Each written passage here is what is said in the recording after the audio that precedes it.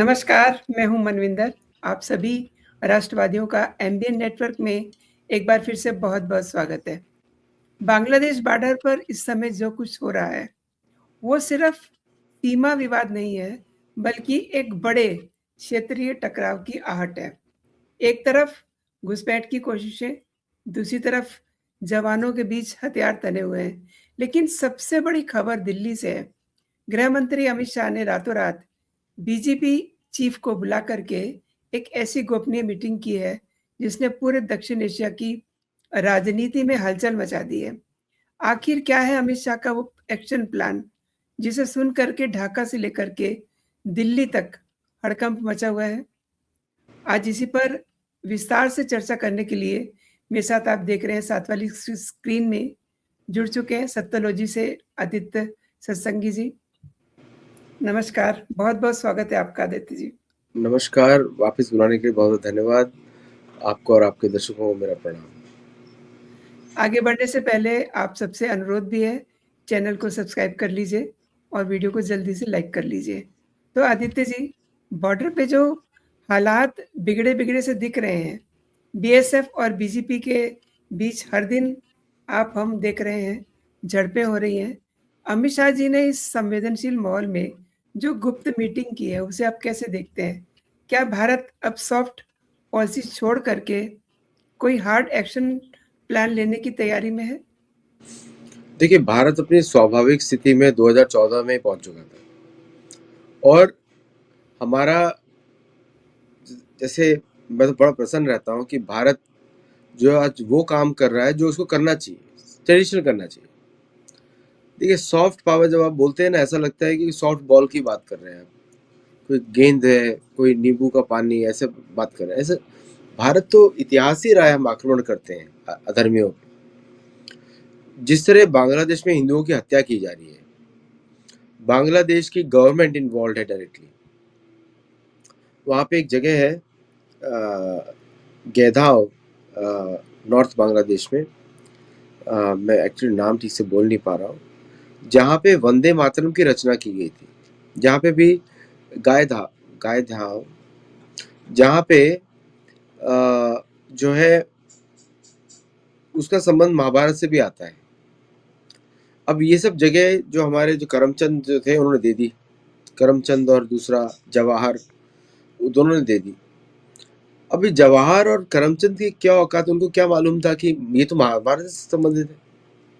The point is कि जो भारत का हिस्सा था आपने दे दिया, जिसका भारत के इतिहास से संबंध है, महाभारत से संबंध है, जहाँ पे वंदे मातरम लिखा गया था, वहां पे उसकी हर जगह पे वहां वंदे मातरम का नाम है। आज हिंदुओं को जमात और अवामी लीग दोनों मिलकर मार रहे हैं और इस बात पे तो युद्ध होना चाहिए। मैं चाहता हूं कि थोड़ा और बढ़े, थोड़ा सबक हम भी सिखाएं वहां पे। तो ये जो, और देखिए पाकिस्तान की भी साजिश है, उकसाओ वहां पे, भारत को वहां पे एंगेज करो, और वहां पे एंगेज करेंगे तो वैसे फोकस हट जाएगा। अभी पाकिस्तान को इतनी बुद्धि इतनी खराब है, उसको पता नहीं है कि भारतीय सेना इतनी बड़ी है कि वो उसको भी, इसको भी, चीन को, तीनों को एक साथ ढेल सकती है। इस सो बिग। और पाकिस्तान ने अपनी पनडुब्बी भी तैनात कर दी है बे ऑफ बंगाल में। वैसे बे ऑफ बंगाल नहीं बोलना चाहिए उसको, गंगा सागर है वो, गंगा सागर या कपिल सागर उसका नाम है। तो गंगा सागर में उन्होंने डिप्लॉय कर दिए सबमरीन। उनको लग रहा है कोई ढूंढ नहीं पाएगा। अब तक ऑलरेडी स्कैन कर चुके होंगे भारतीय नेवी, क्योंकि सबमरीन अगर submarine is such A small thing, कहीं भी डिप्लॉय हो सकती है और हो सकता है किसी भारत के शिप के पास खड़ी हो। तो द थिंग इज, एस्केलेशन चल रहा है। और जब ट्रम्प बोलते हैं कि वो भारत की रक्षा के लिए खड़े रहेंगे पाकिस्तान के विरुद्ध, अरे ट्रम्प अपनी रक्षा तो कर ले पहले। ईरान से तो पिट के आ गए, तो अफगानिस्तान में पिट के भागे, हर जगह प्लेन से भागते हैं, कोई हेलीकॉप्टर से भागते हैं। बोले पहले अपनी लंगोटी तो संभालो, दूसरों की बात बाद में करना। तो द पॉइंट इज कि अमित शाह की मीटिंग जो है इंटरनल सिक्योरिटी पे होती है, होम मिनिस्टर है, और अगर उनको कोई रेड फ्लैग्स दिखते हैं, उन्होंने जबरदस्त एक्शंस लिए हैं। टिमोथी इनिशिएटिव के विरुद्ध एक्शन लिए, सर्जी गोर भाग भाग के पहुंच गया वापस अमित शाह से मिलने के लिए। क्योंकि इज टू मच, कहीं जहाँ भी होता है वहाँ पहुँच जाते हैं। सो द पॉइंट इज कि भारत इज टेकिंग एक्शन। आपने बोला सॉफ्ट पावर तो भारत कभी था ही नहीं। ये तो कांग्रेस ही बोलते थे टू डिफैंग द हिंदूज, हिंदुओं के दांत तोड़ दो, इसलिए बोलते थे। अहिंसा, करमचंद गांधी हिंसा की बात करता रहा, अहिंसा की बात करता रहा, क्या हुआ उसके एंड में जाके? भारत को बोले थे तुम इसको फॉलो करो, हम तो सुभाष चंद्र को फॉलो करते हैं, तुम इसको फॉलो करो, बी नॉन वायलेंट। और सारे गेम्स तो पश्चिम के चल रहे हैं वेस्ट बांग्लादेश में, जी, यूरोपियन जी। कंट्रीज, अमेरिकन के गेम चल रहे हैं बांग्लादेश में, पाकिस्तान में। तो इंडिया के लिए बड़ा बड़ा एक देखिए, ये चैलेंजेस कभी खत्म होने वाले नहीं है, राष्ट्र ऐसे ही चलता है। और मैं आपके दर्शकों को बता दूं कि आप चिंता मत करो, चाय पियो और समोसे खाओ, आराम से रहो, डोंट वरी। जो हम एनालिसिस करते हैं वो सिर्फ आपके एक जियोपॉलिटिकल अवेयरनेस के लिए करते हैं, चिंता की बात नहीं है। आपने एक सरकार को इलेक्ट किया है, let them do their work, ठीक है? तो कोई सारे रूल्स हम ही लोग तो नहीं फॉलो करते रहेंगे। यूरोप तो अपने देशों से पॉलिसी बना रहा है निकालने की, और निकाल के रहेगा, तो why will we not do it? तो ये सारे जो लेकिन बेसिस हैं लेकिन बांग्लादेश आदित्य टेरिटरी जी के अंदर बनने चाहिए। लेकिन आदित्य जी, इस तनाव का असर भारत के सीमावर्ती राज्यों की सुरक्षा पर भी पड़ सकता है क्या? उनकी सुरक्षा में तो बिल्कुल डायरेक्टली फर्क पड़ रहा है। वो कैसे मेंटेन करेंगे इतनी सारी इलीगल पॉपुलेशन को? तो इसलिए उनके लिए तो फाइनेंशियल बर्डन है ये लोग, तो उनको भी मदद करनी चाहिए, they should throw it out. और भारतीय सरकार की पॉलिसी होनी चाहिए कि all these people will be thrown across the border. ये तो डेमोग्राफिक चेंज कर देंगे भारत के अंदर। बहुत जगह ये लोग आपने घुस गए, बैंगलोर में, आप तमिलनाडु में घुस गए हैं, कर्नाटक में बहुत जगह हैं। They should be thrown out. Poona में है आपके, बम्बई में है, they should be identified and thrown out. इनको आइडेंटिफाई करना बड़ा आसान होता है। आपने बिल्कुल सही कहा है, लेकिन एक पेंच यहाँ पर ये है ना कि भारत घुसपैठियों को वापस भेज रहा है और बांग्लादेश जो है, वहाँ का जो बॉर्डर गार्ड्स है, वो उन्हें अपने ही नागरिकों को वो अपना मानने से मना कर रहे हैं। तो ये नो मैन लैंड पर फंसा हुआ एक कह सकते हैं कि मानवीय संकट, उधर से साजिश का कोई हिस्सा तो नहीं है? डेफिनेटली है। देखिए, जो बांग्लादेश की जो गवर्नमेंट है, देखिए क्या है, बांग्लादेश के पास ना कोई इकोनॉमी है, ना कोई उसके पास, like these nation states were created कि वो एग्जिस्ट ही ना कर पाए। Bangladesh cannot exist on its own, Pakistan cannot exist on its own. ये दोनों आर्टिफिशियल स्टेट्स हैं, ये नेचुरल स्टेट्स नहीं है। और प्लस उधर जो इस्लाम के नाम पे, इस्लामिज्म के नाम पे जो कत्लेआम मचाया जाता है हिंदुओं के विरुद्ध, आप 7.9% पॉपुलेशन है इंडियन हिंदुओं की, और जिस तरह बांग्लादेश उनको ट्रीट करता है, Bangladesh should be sanction for this. भारत को सारे ट्रेड बंद करना चाहिए उसके सर, कोई financial punishment should be there. और ये जो इश्यूज क्रिएट किए जा रहे हैं, सारा मानव अधिकार की जिम्मेदारी हिंदुओं ने ली है। What about Muslims? The biggest जो मुसलमान जो होते हैं, they are the biggest source of मानव अधिकार वायलेशन। तो अगर इसका सोल्यूशन तो एक ही बनता है कि मिलिट्री एक्शन किया जाए लिमिटेड स्केल पे, और एक बफर जोन बड़ा बनाया जाए, उसके अंदर ये सब रहे, वो बांग्लादेश के अंदर बनना चाहिए। And that's only solution, there is no other solution. और उसको इजीली एग्जीक्यूट किया जा सकता है। और बांग्लादेशी राइफल्स अगर मना करें, बिकॉज सरकार वहाँ की अपोज कर रही है, बांग्लादेशी राइफल्स को बिना सरकार के तो नहीं काम करती है, तो बांग्लादेशी सरकार उसको अपोज कर रही है। तो बांग्लादेशी सरकार की पॉलिसी है, ये अमेरिका की पॉलिसी है, और ये ब्रिटेन की पॉलिसी है, साथ में पाकिस्तान भी वहाँ पे जुड़ा हुआ है। तो you are facing on many fronts. Aditya ji, खबर ये भी है कि अमित शाह जी ने मीटिंग में बांग्लादेश की हरकतों के खिलाफ एक कड़ा एक्शन प्लान जो है वो उजागर किया है। क्या इसमें बॉर्डर को पूरी तरीके से सील करना या फिर अंतर्राष्ट्रीय स्तर पर बांग्लादेश को घेरने जैसी रणनीतियां शामिल हो जिस सकती हैं? बांग्लादेश के लिए अंतर्राष्ट्रीय से भारत है और कुछ नहीं। आप उसका पोर्ट बंद कर दो, आप उसके पेट्रोल भेजना बंद कर दो, डीजल भेजना बंद कर दो, चावल नहीं मिलेगा तो नाव में कूद के भाग जाएंगे वो लोग, समझा?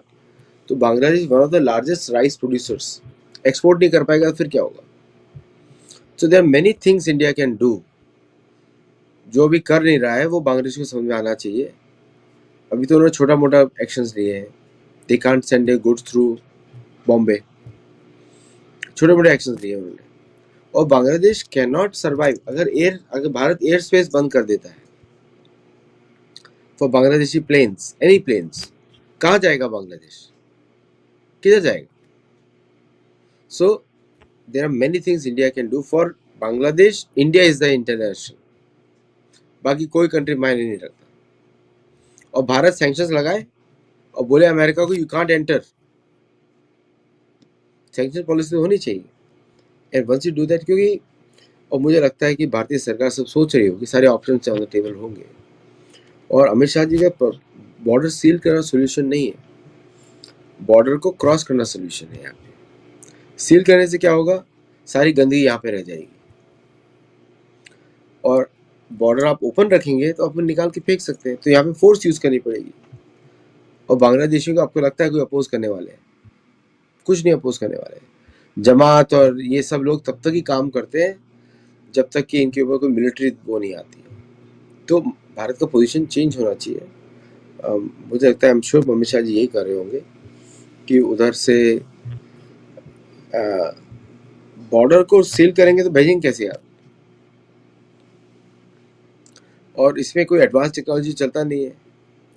ये लोग कौन सा, आप क्यों पैसा इनके ऊपर खर्च करेंगे जो यहाँ पे खाने के दाने पड़े हुए हैं? बिल्कुल। You'll spend more money in managing the border than to actually redefine the border. So redefining the border is a cheaper option than managing the border. नहीं, हम अभी बात कर रहे थे कि सर्जियो गौर भाग-भाग के मिलने के लिए आते हैं। तो इसके पीछे उनकी क्या स्ट्रैटेजी हो सकती है? नहीं, ये सब लोग जो है ना, आपको पता है होना चाहिए, these are the elite American crowd. पूरी दुनिया में गड़बड़ी इन लोगों ने मचा के रखी है, अमेरिकन खुद परेशान है इनसे, ठीक है? अब ये जाके बड़ी बड़ी बातें करते हैं। मैं तो बोलता हूँ होम मिनिस्ट्री के चपरासी से भी न मिलना चाहिए इनको, वहां पे भी इनको परमिशन लेनी पड़े। इनकी अमेरिका में कोई औकात नहीं है, अमेरिका इनको चोर उचक्के के जैसे देखा जाता है। लेकिन भारत में जाके होम मिनिस्टर से मिल रहे हैं, कभी किसी और से मिल रहे हैं, बिकॉज इनको पोजीशन मिली ambassador of the US. So but ये तो रियल एस्टेट एजेंट है ना सर्जियो गौर, और क्या है? Russian Jew married to a Catholic from Florida, becoming advisor because he had a real estate deal with Trump. Profile देखिए ना क्या है ये। कहीं ऐसा ना हो कि सर्जियो को रशियन एजेंट निकले इन अमेरिका। तो द पॉइंट इज, बड़ी चिंता करते हैं लोग दुनिया में शांति की, इसकी उसकी। अब जब सारे को आप डेटा देखेंगे, सबसे बड़ा टेरर सपोर्टर अमेरिका से आता है, और अमेरिकन गवर्नमेंट ही निकलती है एंड में जाके। So I think India probably must have already noticed it. America में तो इन लोगों की कोई जानता नहीं है। किसी अमेरिकन को पूछेंगे ना who is the vice president of America, वो आज भी आपको बताएगा पिछले वाला कमला हैरिस। उसको पता ही नहीं कौन है vice president of America. JD वांस तो कितने 7 बार तो नाम चेंज कर चुका है, 8वीं बार और कर लेगा तो कुछ और बन जाएगा।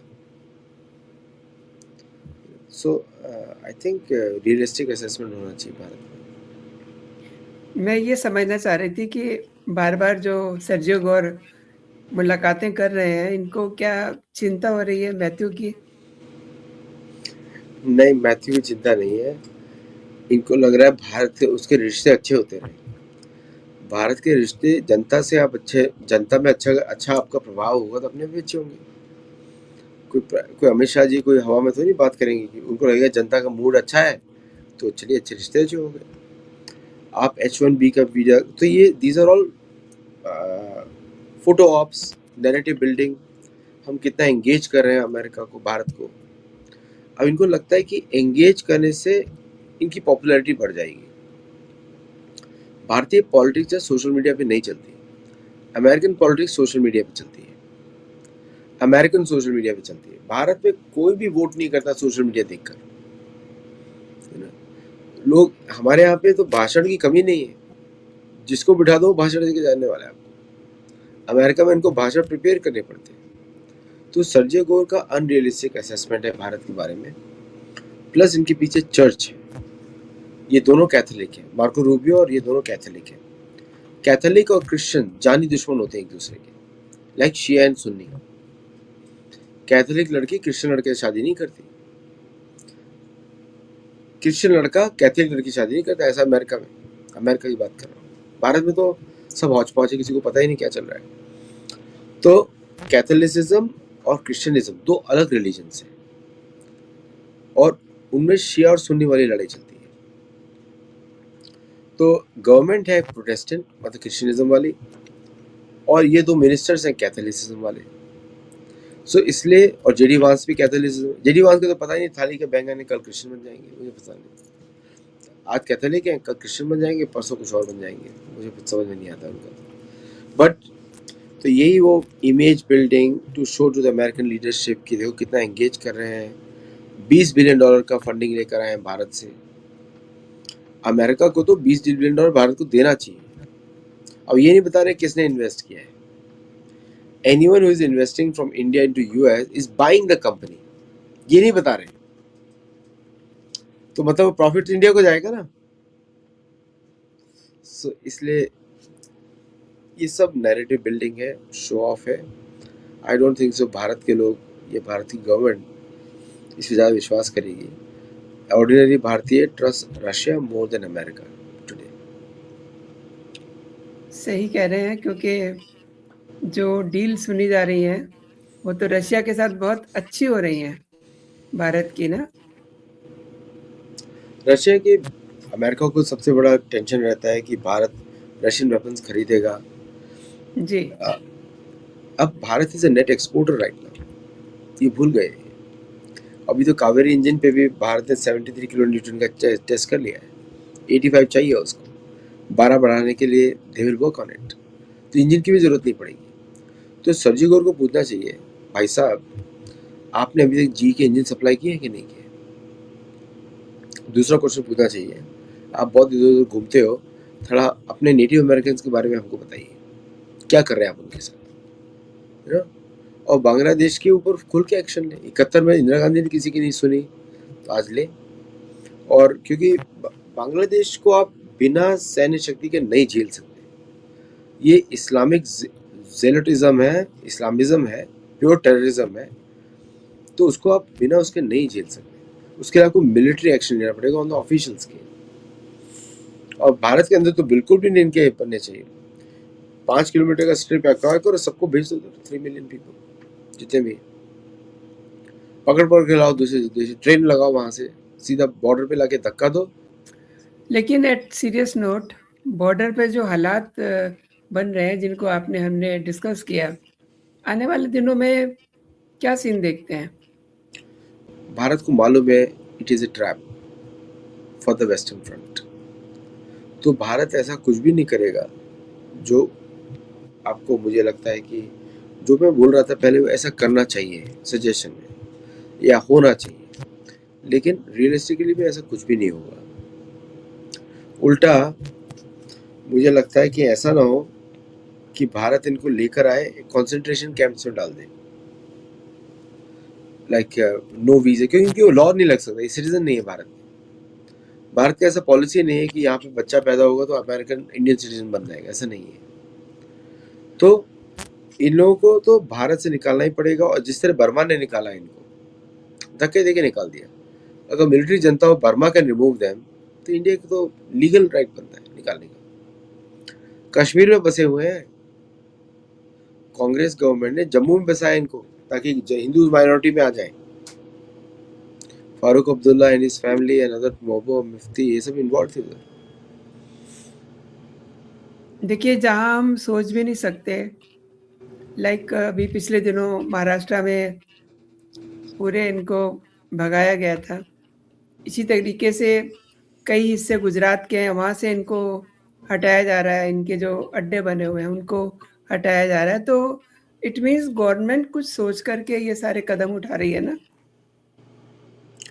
देखिए, they are making up a case, it is affecting the economy of India, उसका केस बना रहे हैं। सो कहीं ना कहीं तो स्ट्रॉन्ग एक्शन लेना ही पड़ेगा किसी भी तरह, और ये एक्शन वही हो सकता है कि अगर बीडीआर जो बांग्लादेशी गवर्नमेंट की तरफ से कर रही है उसको कोई सैंक्शंस लगे।